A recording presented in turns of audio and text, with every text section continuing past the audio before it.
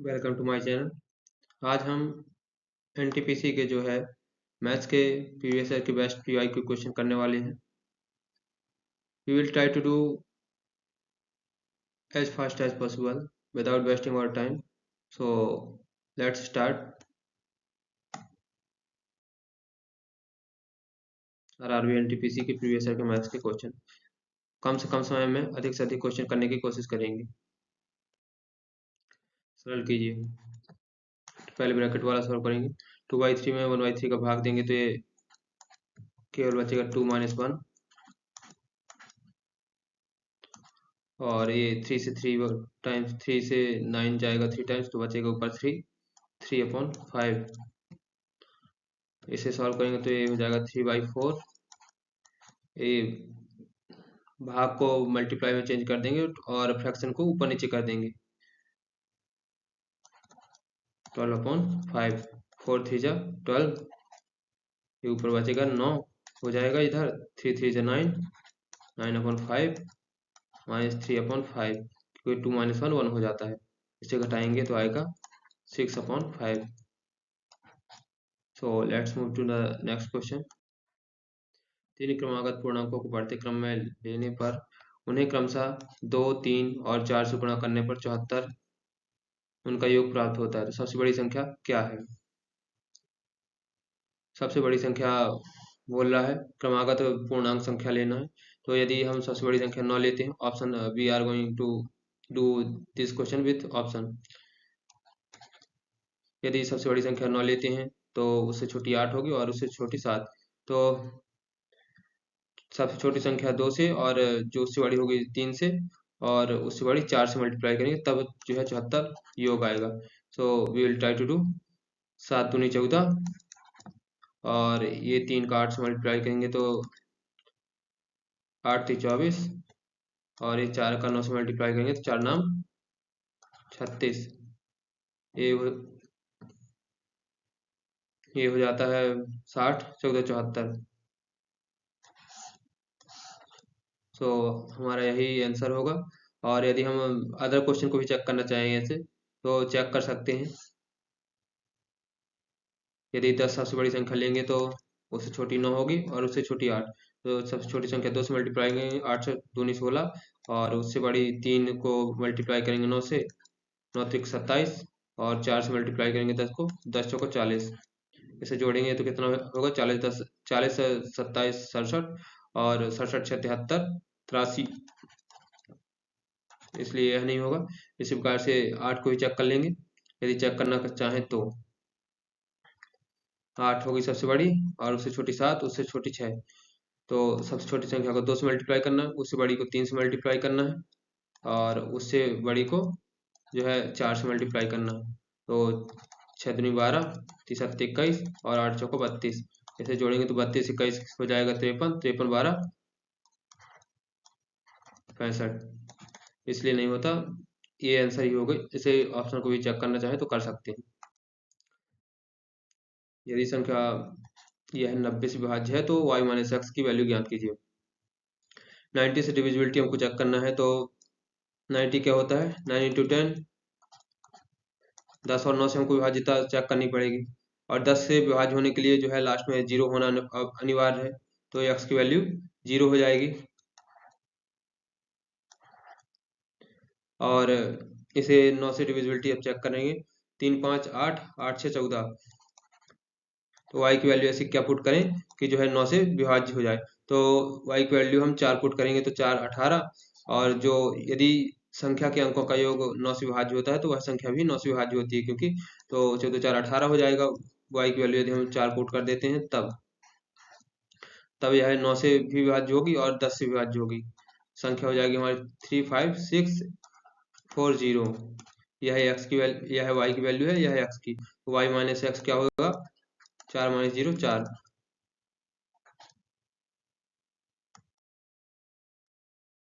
एक परीक्षा में 41% छात्र अर्थशास्त्र में अनुत्तीर्ण है, और 35% छात्र जो है भूगोल में, और 39% छात्र इतिहास में अनुत्तीर्ण होते हैं। 5% छात्र तीनों विषय में अनुत्तीर्ण होते हैं। तो 14% छात्र अर्थशास्त्र और भूगोल में, 21% छात्र भूगोल और इतिहास में, 18% छात्र इतिहास और अर्थशास्त्र में अनुत्तीर्ण होते हैं, तो केवल अर्थशास्त्र में अनुत्तीर्ण होने वाले छात्रों का प्रतिशत क्या है। तो हम ऐसे ग्राफ बना लेंगे। ये अर्थशास्त्र का, ये भूगोल का, और थर्ड सब्जेक्ट है इतिहास, इतिहास का। 5% दिया है कि तीनों में फेल होते हैं।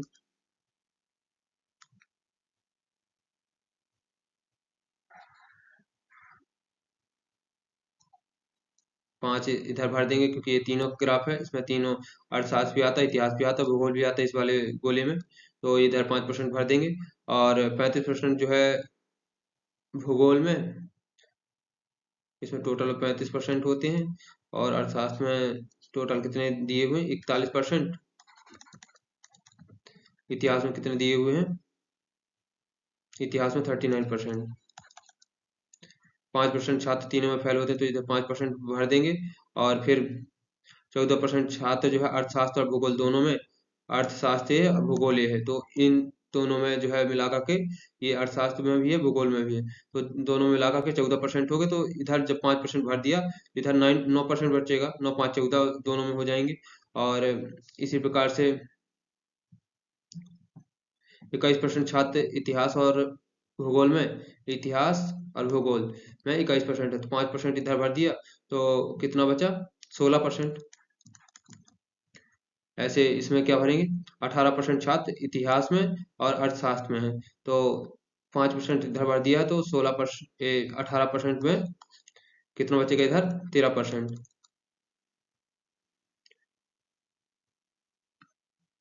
13 इधर भर गया, 5 इधर भर गया, 9 इधर भर गया, इधर कितना बचेगा टोटल, क्योंकि अर्थशास्त्र में 41% बनाना है, तो 9 5 14, 14 13 27। 27 में क्या जोड़ेंगे, 41 जाए 14%। तो केवल अर्थशास्त्र में अनुत्तीर्ण होने वालों की संख्या क्या है, 14% है। यदि हम ऐसे ही भूगोल में चेक करना चाहते कि भूगोल में कितने, केवल भूगोल में कितने परसेंट छात्र फेल हुए हैं, तो हम ऐसे काउंट करते, 9 5 14 इसमें जोड़ते, और ये 16 14 14 16 30 हो जाता, और 5%, क्योंकि टोटल भूगोल में फेल होने वालों की संख्या 35% है, तो केवल 5% जो है भूगोल में फेल होते हैं। यदि इतिहास में भी ऐसे चेक करना चाहते तो होता 13 5 18, 18 16 34। 34 में क्या जोड़ेंगे, 39 बन जाए, 5% जो है केवल इतिहास में फेल होते। इस प्रकार से हम बता सकते थे ऐसे ग्राफ बना करके कि किस में कितने फेल होंगे, या किस, यदि पूछ देता कि इतिहास और, केवल इतिहास और अर्थशास्त्र में फेल होने वालों की संख्या पूछ देता, तो ये इतिहास है और ये अर्थशास्त्र है, केवल अर्थशास्त्र और इतिहास में 13% हो जाता। इस प्रकार से हम कुछ भी बता सकते हैं ग्राफ बनाने के बाद। एक संख्या का 25% दूसरी संख्या के 30% से 7 अधिक है, संख्याओं के बीच का अंतर 29 है, तो संख्याएं क्या हैं। या तो हम इक्वेशन बना करके इस क्वेश्चन को कर सकते हैं, या हम डायरेक्टली जो है वैल्यू पुट करके भी, वैल्यू से भी जो है निकाल सकते हैं, पुट करके, मतलब आंसर ऑप्शन पुट करके।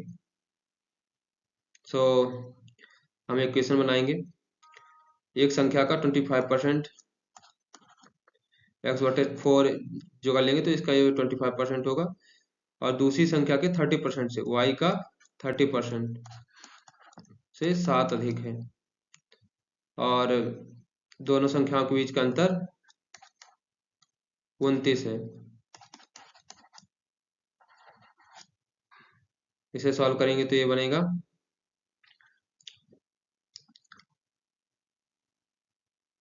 ये हो जाएगा 2x माइनस,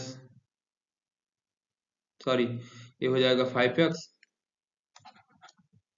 और ये हो जाएगा 3 दूनी 6y, और बटे 20 आया, तो ये हो जाएगा 20 सत्ते 140।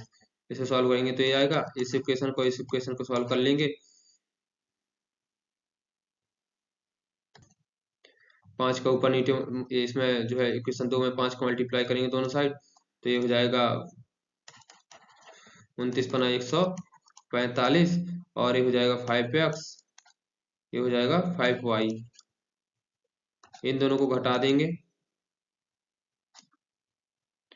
इसमें घटाएंगे तो ये 5x कट जाएगा और यहाँ पे केवल माइनस का y बचेगा, और 140 में से माइनस 145 घटाएंगे तो माइनस का 5 बचेगा, तो y इक्वल टू आ जाएगा 5,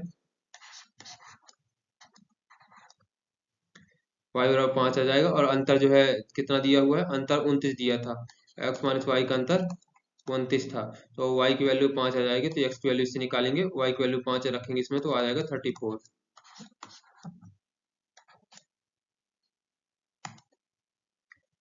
ऑप्शन से करते तो इसमें बहुत जल्दी कर सकते थे। रहीम एक निश्चित धनराशि को 5% साधारण ब्याज पर 3 वर्षों के लिए निवेश करता है। उसका मित्र हीरालाल समान धनराशि को 7% की साधारण ब्याज पर 2 वर्षों के लिए निवेश करता है। रहीम को हीरालाल से 30 रुपीज एक्स्ट्रा प्राप्त होते हैं, तो निवेश की गई धनराशि कितनी थी? समान राशि रहीम ने इन्वेस्ट करी और समान राशि हीरालाल ने इन्वेस्ट करी। इसका जो है 5 वर्षों मतलब 5% की दर से 3 वर्षों में ब्याज कितना होगा, 15% होगा, और हीरालाल का जो ब्याज होगा 14% होगा, 7% की दर से 2 वर्ष में 14% होगा। समान राशि है तो इन दोनों का परसेंटेज का अंतर कितना हो जाएगा, 1%। 1% जो है मतलब इन दोनों की राशियों का जो ब्याज मिलती है उसका अंतर जो है 30 दिया हुआ है, तो इन दोनों का अंतर निकाले तो 1%, 1% की वैल्यू 30% आ गई, तो 100% का वैल्यू कितनी हो जाएगी, 100 का दोनों साइड मल्टीप्लाई करेंगे तो ये हो जाएगा 3000। तो उनके द्वारा निवेश की गई धनराशि कितनी थी, 3000 रुपए थी। 16 मीटर लंबाई और 12 मीटर चौड़ाई वाले हॉल के फर्श को वर्गाकार टाइलों से पक्का किया जाना है। यदि कम से कम टाइलों का उपयोग किया जाना है तो प्रत्येक वर्गाकार टाइल की लंबाई कितनी?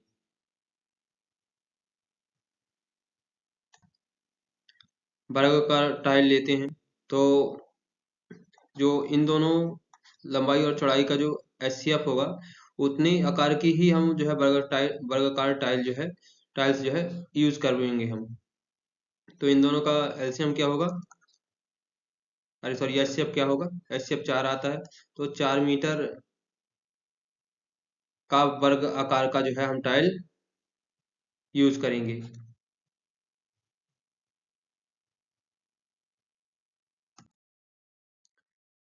1 घंटे में 5 मिनट और 1 घंटे के 20 सेकंड के अंशों के बीच का अंतर क्या है?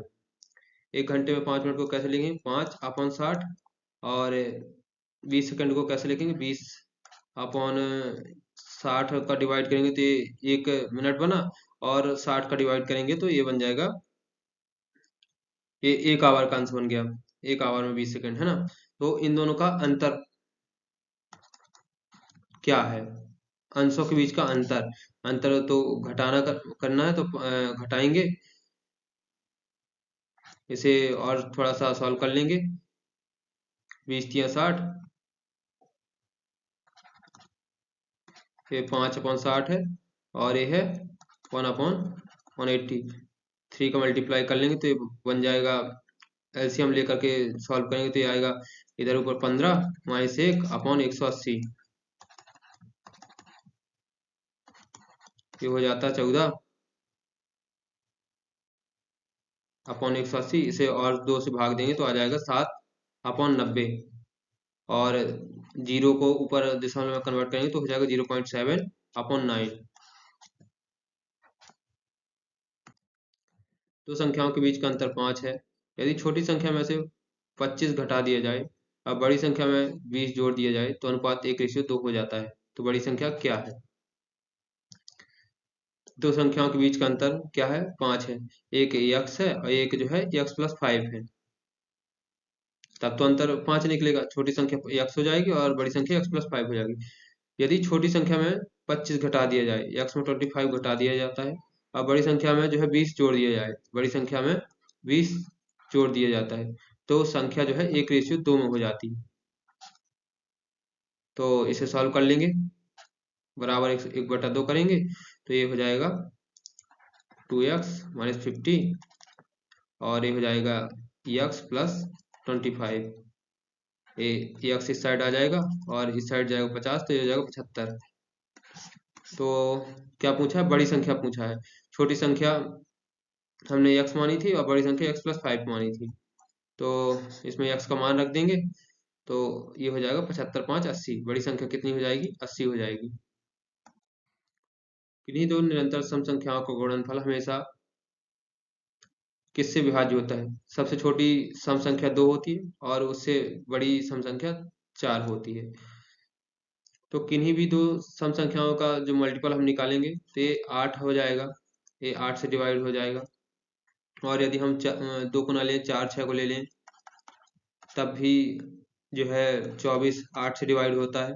और यदि हम 4 ना लें, 6 8 ले लें, जो है लगातार सम संख्याएं, तो ये 6 8 48, ये भी 8 से डिवाइड होता है। तो किन्हीं भी दो सम संख्याओं का लगातार सम संख्याओं का गुणनफल लेंगे तो वह संख्या जो है 8 से विभाज्य हो जाएगी। पानी के ड्रम का 3/4 भाग भरा हुआ है। जब इसमें 9 लीटर पानी निकाला जाता है तो इसका 1/2 भाग भरा रहता है। ड्रम की क्षमता क्या है? एक माना कि 3/4 यक्स भाग भरा हुआ है और इससे 9 लीटर पानी निकाल लिया जाता है, तो कितना बचता है? 1/2 यक्स भाग बचता है। ठीक है, यक्स ले लेते हैं so that we can able to solve. इस साइड 9 आ जाएगा, 1/2 एक्स को इस साइड घटाएंगे,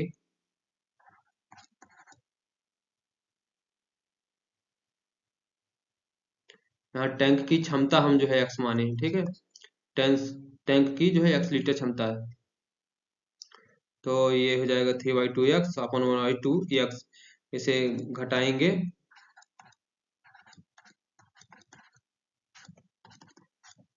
तो ये आ जाएगा 1/4 बराबर 9। तो ये एक्स बराबर कितना आ जाएगा? 9 चौको 36। तो ये एक्स की कितनी लीटर क्षमता है? 36 लीटर क्षमता है।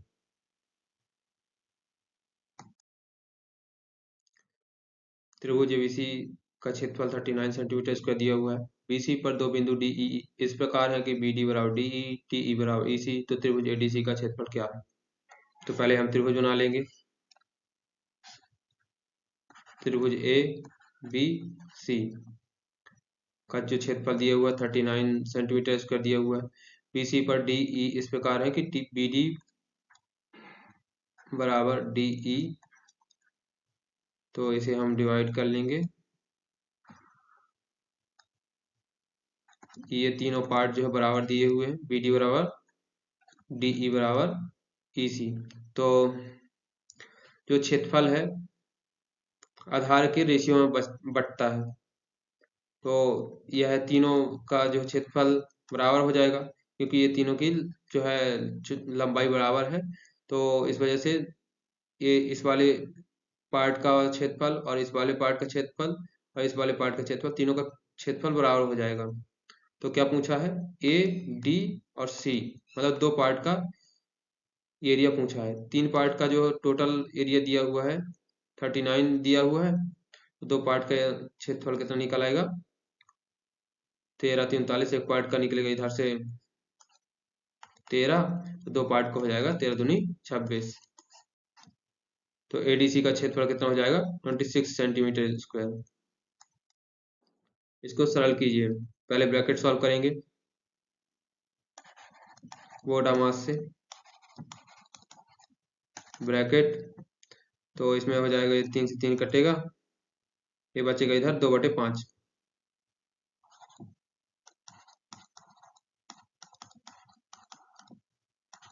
गुणे 3/2 -1। तो इस पहले ब्रैकेट सॉल्व कर लिए। अब यहाँ पे डिवीजन आता है तो डिवीजन इधर सॉल्व कर लेंगे।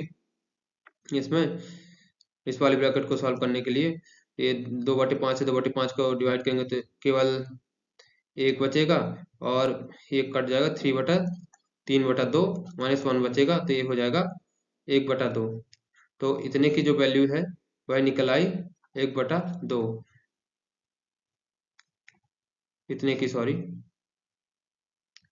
1/2 निकल आई। और यह 1/2 से ही मल्टीप्लाई है, और 3/2 A2 से A2 कट जाएगा तो बचेगा 3 + 8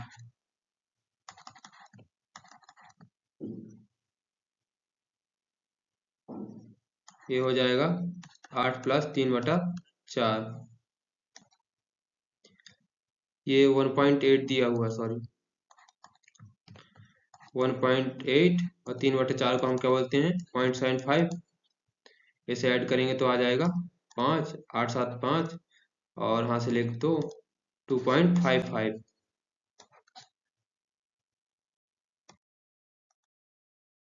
एक गार्ड समुद्र तल से 180 मीटर दूरी की ऊंचाई पर निगरानी टावर से एक दुश्मन की नाव को देखता है जो 60 डिग्री के अवनन कोण पर है। टावर की सतह से नाव की दूरी क्या है?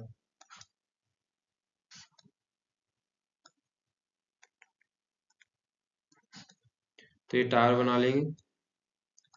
यहाँ पे अवनन कोण 60 डिग्री का बनता है, यहाँ पे 30 डिग्री का बनेगा बचेगा, तो यहाँ पे 60 डिग्री का बन जाएगा।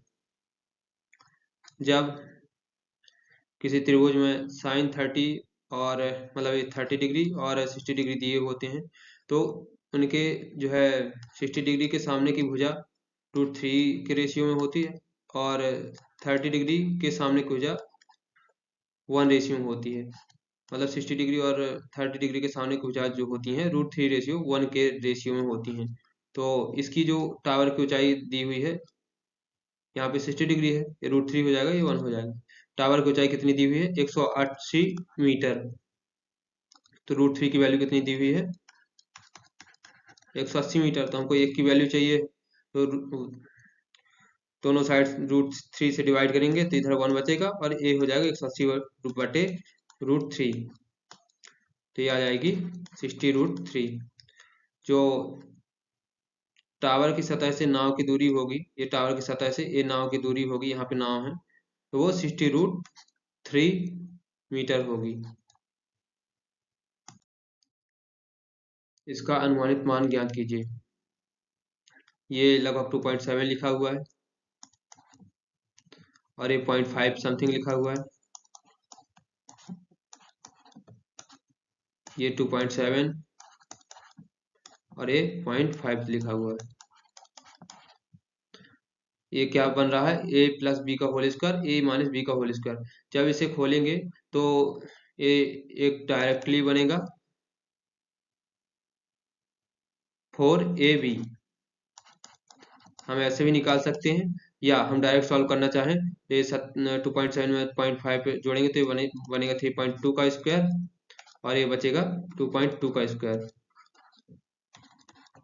3.2 का स्क्वायर करेंगे तो ये आ जाएगा 1024, और 1 दशमलव है तो स्क्वायर में 2 हो जाएंगे, ये 10.24 हो जाएगा, और 2.2 का स्क्वायर करेंगे तो हो जाएगा 484, और 1 दशमलव है तो स्क्वायर में 2 दशमलव हो जाएंगे, तो इन दोनों को घटाएंगे तो 4 में से 4 गए 0, और 102 में 48 गए तो कितना बचेगा 54, 5.4 के समथिंग। तो 5.4 के नज़दीक एक ही ऑप्शन है 5.37, तो 5.37 आंसर हो जाएगा। इसमें भी वैल्यू पुट कर दें 2.7 और 0.5 ए और बी की, तो यहाँ से भी आंसर आ जाएगा। So move to the next question. वर्तमान में कक्षा 10 के 20 छात्रों की औसत आयु 15.5 वर्ष है। कक्षा अध्यापक की वर्तमान आयु 47 वर्ष है। 5 वर्षों के बाद छात्रों और कक्षा अध्यापक की औसत आयु क्या होगी? तो हम अभी प्रेजेंट की निकाल लेंगे पहले। इसमें औसत 20 छात्रों की जो है 15.5 है, और जो मास्टर की है 47 जो है वर्तमान में आयु है। तो टोटल कितने लोग हो जाएंगे 20 छात्र और एक मास्टर कक्षा अध्यापक, तो ये हो जाएंगे 21 लोग। इसे सॉल्व करेंगे तो आएगा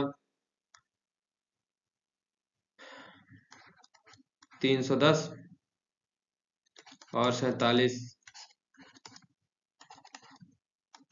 357 भाग 21 से 21 से भाग दिए तो ये आएगा 21 कम 21 बचा 14, 7 21 सत्ते 147। तो ये 70 जो है प्रेजेंट में उनकी औसत आयु है।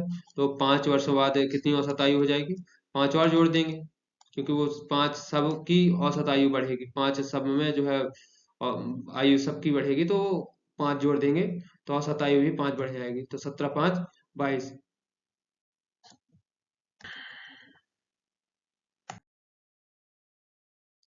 20 मीटर ऊंचा और 14 मीटर ऊंचाई वाले दो खंभों के शीर्ष पर एक तार से जोड़ा जाता है जो 36 से 30 डिग्री का कोण बनाता है, तो तार की लंबाई ज्ञात कीजिए।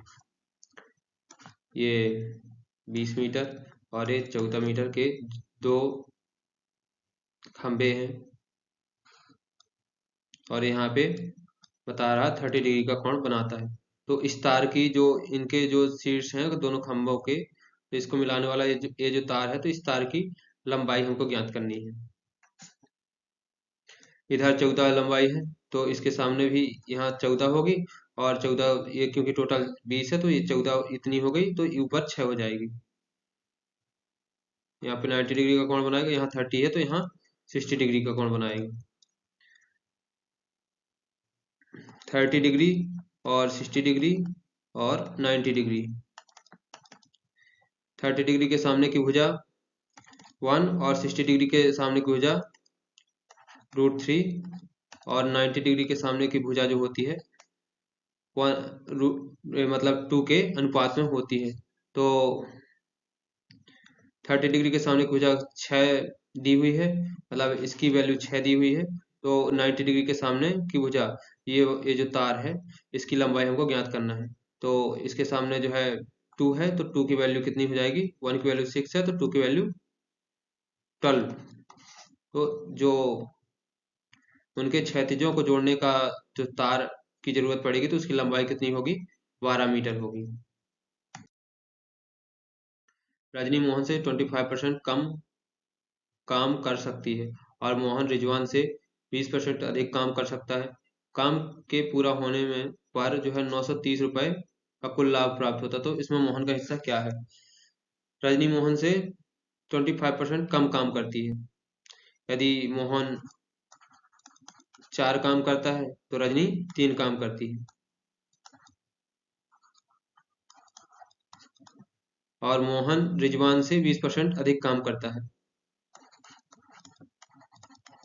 यदि रिजवान 5 काम करता है तो मोहन 6 करता है, तो हम रेशियो सेम कर लेंगे। तो ये हो जाएगा 3 छंग 18 और ये हो जाएगा 24, ये 4 पंचे 20।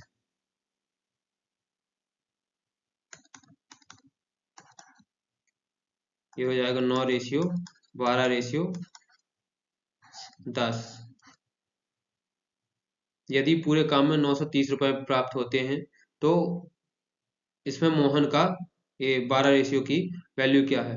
तो 9 12 21 और 21 10 31। 31 रेशियो की वैल्यू 930 दी हुई है, तो 12 रेशियो की वैल्यू हमको बताना है। तो 31 से डिवाइड करेंगे तो 1 रेशियो की वैल्यू निकल आएगी, ये हो जाएगा 30।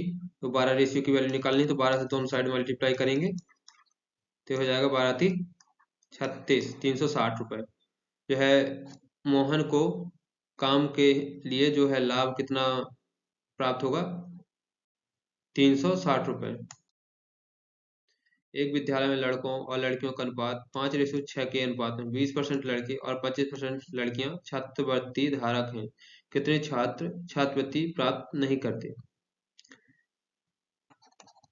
लड़कों और लड़कियों की संख्या का अनुपात 5:6 दिया हुआ, तो 5 का 20% कितना होगा, 5 का 20% हो जाएगा 1, और 25% 6 का कितना होगा, 1.5। तो यदि हम मान लें कि टोटल जो विद्यालय में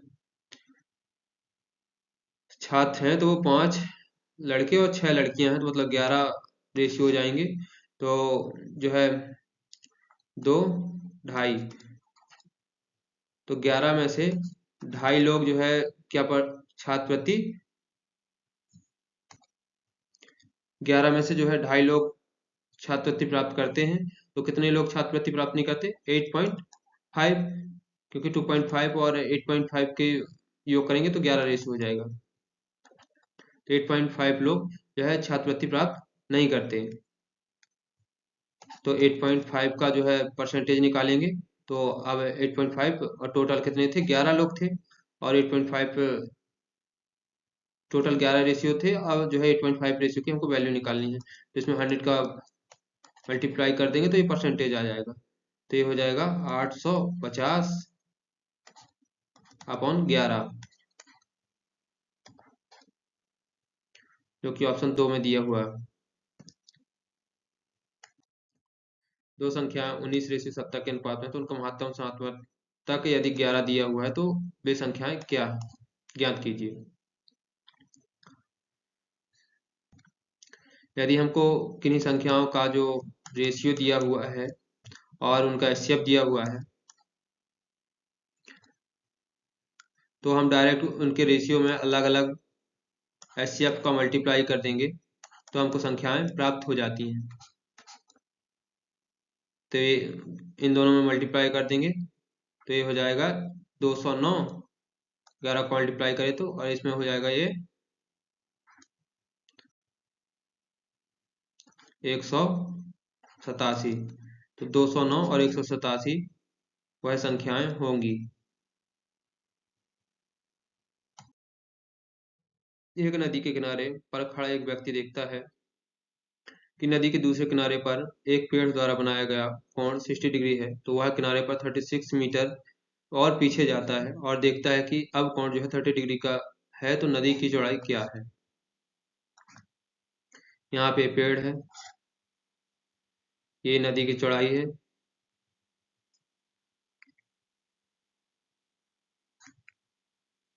यहाँ पे वो खड़ा हुआ है, यहाँ पे 60 डिग्री का कोण बनाता है। इस नदी की चौड़ाई हमको ज्ञात करनी है। जब वह यहाँ पे खड़ा है वहां से और 36 मीटर पीछे चला जाता है तो जो एंगल है वह 30 डिग्री का बनने लगता है। हम जानते हैं कि साइन मतलब 30 डिग्री के सामने की भुजा और 60 डिग्री के सामने की भुजा 1:√3 में होती है।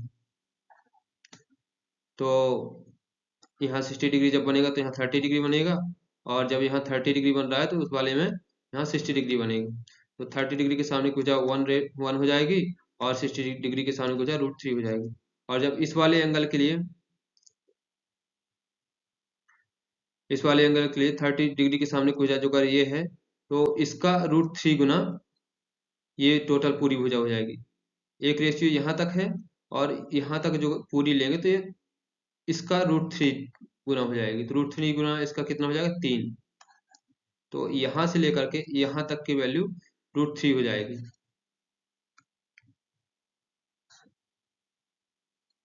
सॉरी 3 हो जाएगी।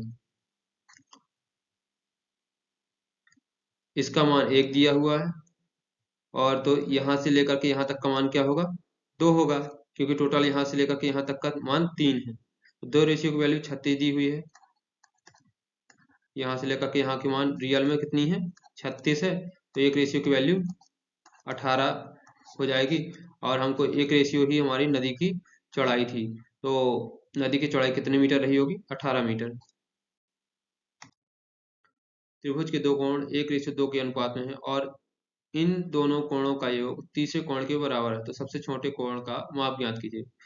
सबसे छोटा कोण मानते हैं कि ये x है और दूसरा जो कोण है तो वो 2x है।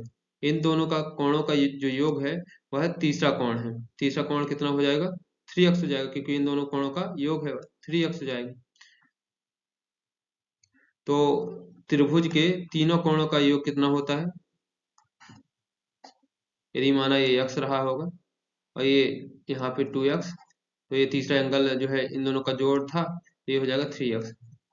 तो त्रिभुज के तीनों कोणों का योग 180 डिग्री होता है। तो तीनों कोणों का मान जोड़ लेंगे 1x 2x और 3x, इनको जोड़ेंगे तो आएगा 6x, x बराबर आ जाएगा 30 डिग्री। सबसे छोटा कोण क्या था x था, x की वैल्यू 30 डिग्री आ गई। Move to the next question. एक छात्र 5 किलोमीटर प्रति घंटा की गति से घर से विद्यालय जाने में 1.5 घंटे का समय लेता है। विद्यालय से घर समान दूरी को तय करने के लिए और समय को 20% कम करने के लिए उसे अपनी गति में कितने प्रतिशत की वृद्धि करनी चाहिए। तो क्या बोल रहा है, जो है समान दूरी तय करने के लिए 20% समय को कम करना है। मतलब पहले 5 लगता रहा होगा टाइम, अब जो है 4 टाइम लगाना है। तो पहले जो स्पीड रही होगी, स्पीड टाइम का अपोजिट रेशियो में रही होगी, तो ये 4:5 में जो है स्पीड हो जाएगी। तो जो है पहले जितनी स्पीड रही होगी तो उसमें कितनी बढ़ी, ये 4 रेशियो पहले रही होगी तो 4 रेशियो में 1 रेशियो बढ़ जाएगी, तो मतलब 1/4 स्पीड बढ़ेगी। तो 1/4 स्पीड कितने परसेंटेज होती है, ये होती है 25%। तो जो है कितनी उसे अपनी गति में जो है वृद्धि करना पड़ेगा, 25% की वृद्धि करनी पड़ेगी। एक चुनाव में केवल 2 उम्मीदवार थे। हारने वाला उम्मीदवार कुल मतों का 48% मत प्राप्त करता है और उसका प्रतिद्वंदी जो है 6000 अधिक मत प्राप्त करता है और 3% के मतों के अंतर से जीतता है। अवैध मतों की संख्या क्या थी? 2 लोग थे, एक 48% पाता है और दूसरा जो है 3% के अंतर से जीतता है, मतलब 48 प्लस 3 51% पाया रहा होगा। दूसरा जो है 51% पाया रहा होगा। टोटल को जोड़ेंगे तो ये आता है 99%। तो 99% वैलिड वोट रहे होंगे।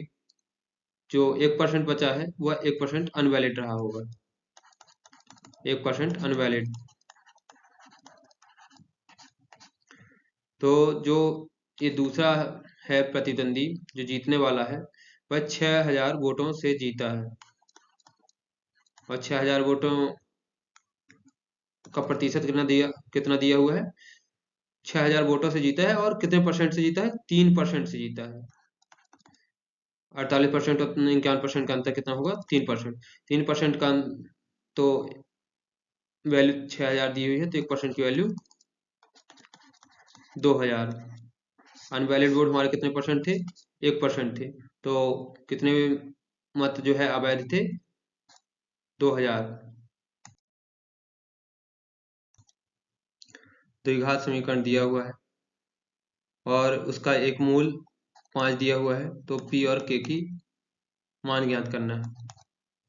यदि हमको पी का मान ज्ञात करना है तो एक मूल की वैल्यू इसी वाले इक्वेशन में हमको रखनी पड़ेगी। तो x बराबर 5 रखेंगे तो ये हो जाएगा 2 × 5 का स्क्वायर प्लस पी ऐसे ही रहेगा और x की जगह 5 आ जाएगा इधर, और ये माइनस का 15 अपोजिट साइड में चला जाएगा। ये हो जाएगा 50, ये हो जाएगा 5p, ये 15, इसे अपोजिट साइड में ले जाएंगे तो ये हो जाएगा 50 इस साइड जाएगा तो बचेगा इधर -35। पी बराबर कितना हो जाएगा, -7। पी का मान -7 आ गया। तो के का मान ज्ञात करना है।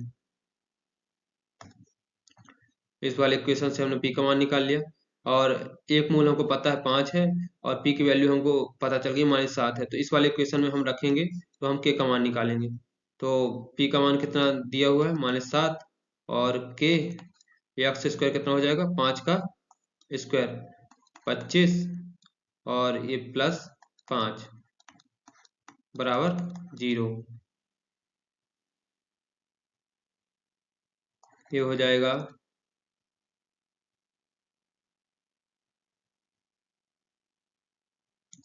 इसे -7 को डिवाइड करेंगे तो ये 0 ही हो जाएगा और ये बचेगा इधर 25 के अपोजिट जाएगा तो -5।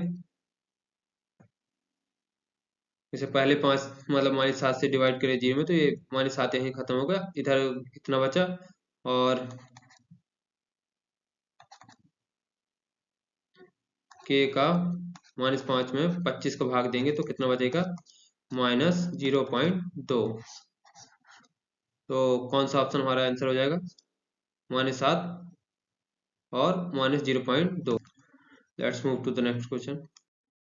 स्थिर जल में एक नाव की गति 15 किलोमीटर पर आवर है और धारा की गति 3 किलोमीटर पर आवर है, तो 2 चक्कर अर्थात एक सिरे से दूसरे सिरे तक जाना और वापस आना, यह प्रक्रिया कितनी बार दोहराई जाती है, 2 बार दोहराई जाती है। 2 चक्कर लिखा है। धारा के प्रतिकूल और धारा के अनुकूल लिए गए समय के बीच का अंतर 10 मिनट है।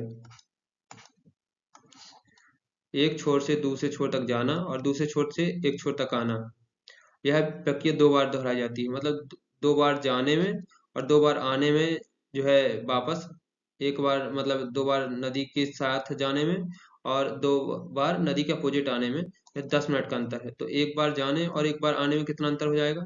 5 मिनट का अंतर हो जाएगा। धारा के अनुप्रवाह दिशा क्या मतलब स्पीड कितनी हो जाएगी, गति कितनी होगी?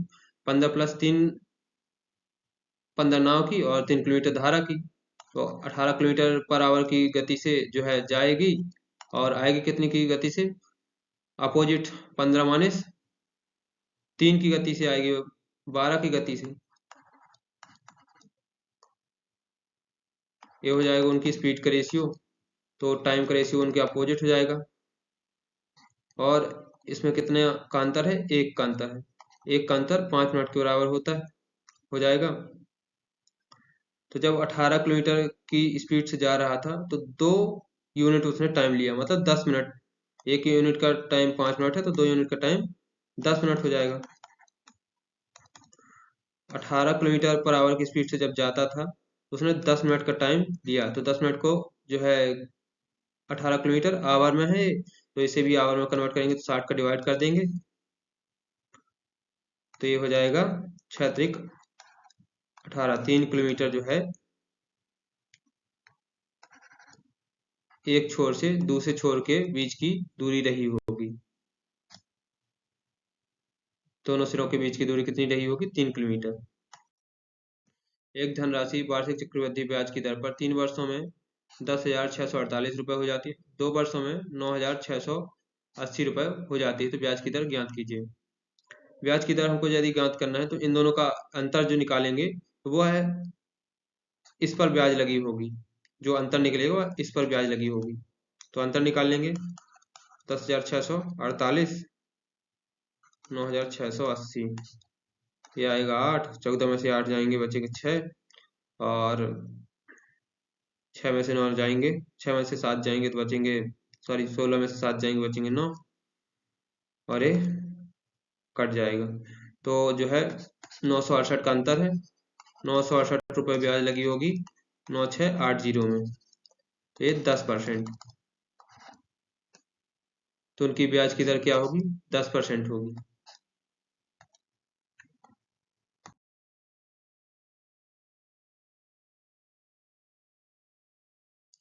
चीनी के मूल्य में 10% की वृद्धि होती है। 5 सदस्यों का एक परिवार जो है अपने ब्याज में वृद्धि नहीं करना चाहता। उन्हें चीनी के उपभोग में कितने प्रतिशत की कमी करनी चाहिए? चीनी की पहले कीमत 10 थी और 10% की वृद्धि हो गई तो कितना हो जाएगा? 11। जो प्राइस का रेशियो है वह कंजप्शन के यदि हमको सेम रखना है तो वो अपोजिट रेशियो में हो जाएगा।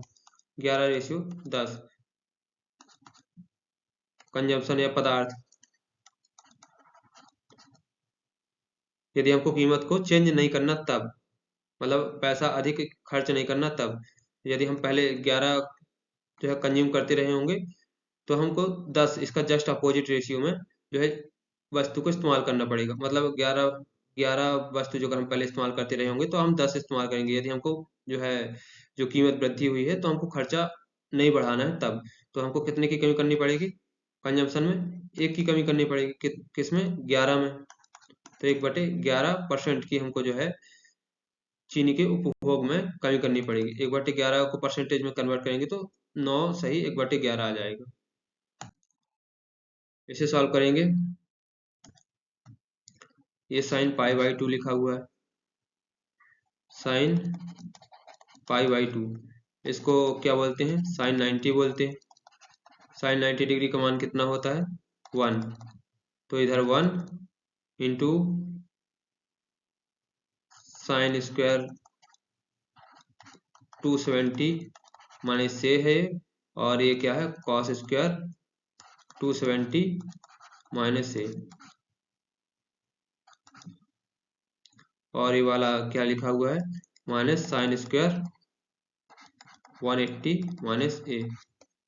तो हम पढ़े हैं कि यदि sine square theta plus cos square theta बराबर 1 होता है तो ये थीटा मान लें 270 माइनस ए, ऐसे भी 270 माइनस ए को थीटा मान लें तो ये हो जाएगा cos square theta plus sine square theta. तो इसका मान 1 रख देंगे, 1 माइनस साइन स्क्वायर बचेगा और ये 180 माइनस ए, 180 माइनस ए को जो है जब 180 में से घटाते हैं तो जो है साइन चेंज नहीं होगा, साइन में आएगा नो चेंज, और फर्स्ट क्वाड्रेंट में और सेकंड क्वाड्रेंट में साइन और कॉसेक जो है, साइन कॉसेक इसमें पॉजिटिव रहते हैं, तो ये साइन पॉजिटिव भी रहेगा, मतलब साइन में भी चेंज नहीं होगा इसका। तो ये हो जाएगा साइन स्क्वायर ए, 1 माइनस साइन स्क्वायर ए आ जाएगा। 1 माइनस साइन स्क्वायर ए को क्या बोलते हैं, कॉस स्क्वायर ए, इस वाले फॉर्मूले से।